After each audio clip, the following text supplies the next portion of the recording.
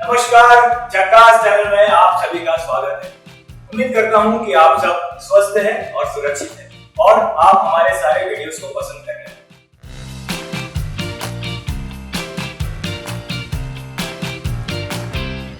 कोविड-19 के बाद चाइना ने हमें क्या उपहार भेजा है उसके बारे में बात करते हैं।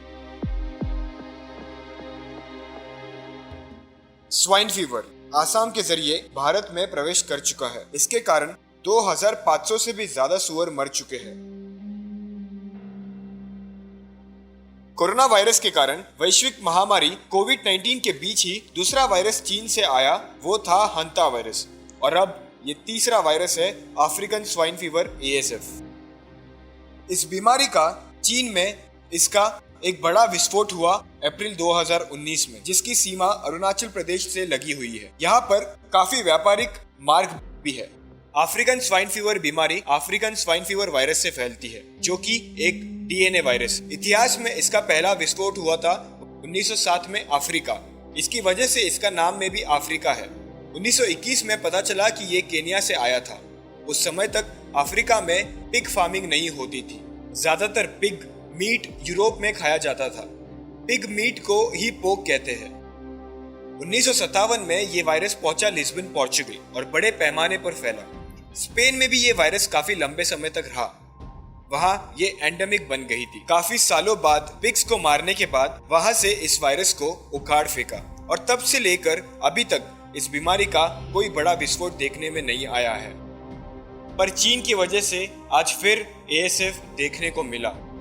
दिक्कत की बात यह है कि इस वायरस की कोई वैक्सीन नहीं है और इसकी मृत्यु दर है 100%। जी हाँ, मतलब ये हुआ कि ये वायरस से जितने भी संक्रमित होंगे सभी मरेंगे। भारत के नॉर्थ ईस्ट में ज्यादातर पोर्क का सेवन किया जाता है। बाकी पूरे भारत में पोर्क कम ही खाया जाता है। मगर भारत में 27 लाख पालतू पिग्स है। भारत की आबादी भी बहुत ज्यादा है। अगर यहाँ पे पिग्स को कोई ये बीमारी लग गई और काफी पिग्स मर गए तो कई लोगों का बहुत नुकसान होगा। अब बात यह है कि पिग्स के लिए तो ये जानलेवा है, पर क्या इंसानों पर इसका कोई असर होता है?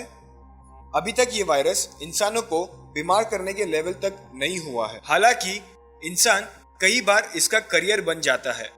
अगर कोई ASF संक्रमित पिग के पास जाएगा तो उस व्यक्ति को ASF होगा, पर वायरस में मानव शरीर को नुकसान पहुंचाने की ताकत अभी नहीं है, और अगर यही व्यक्ति किसी स्वस्थ पिग के पास जाए तो उसे जरूर ASF हो जाएगा। इस तरह मानव करियर बनता है।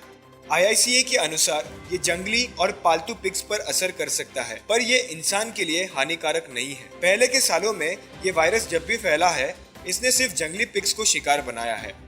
पहली बार ये एशिया में देखा गया कि पालतू पिग्स को भी ये संक्रमित कर रहा है।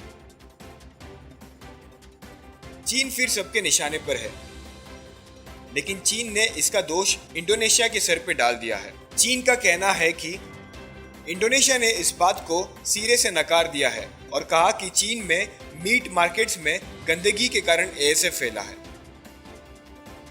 आप सोच रहे होंगे कि ये ASF है तो स्वाइन फ्लू क्या है? स्वाइन फीवर 3 तरह के होते हैं। एक है क्लासिकल स्वाइन फीवर, जिसकी वैक्सीन हमारे पास है। दूसरा है ASF, जिसकी कोई वैक्सीन नहीं है। और तीसरा है स्वाइन फ्लू H1N1, जो कि मनुष्य को बिल्कुल संक्रमित करता है और जान भी ले सकता है। शुक्र है ये अभी फैला नहीं है। तो भारत में ASF के लिए क्या किया जा रहा है? कलिंग। जी हाँ, इसका मतलब है सिलेक्टिव तरीके से पिग्स को मारना। जहाँ पे लगे कि एक झुंड के पिग्स संक्रमित हो सकते हैं, उनको मार दिया जाता है। कलिंग प्रक्रिया बहुत ही सावधानी से की जाती है ताकि मरने वाला इंसान खुद संक्रमित होकर करियर ना बन जाए।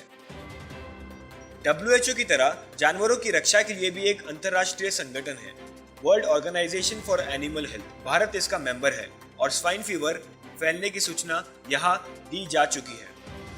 अगर आप लोगों को ये वीडियो अच्छा लगा हो तो लाइक कीजिए, शेयर कीजिए और सब्सक्राइब जरूर कीजिए। अब मिलते हैं अगली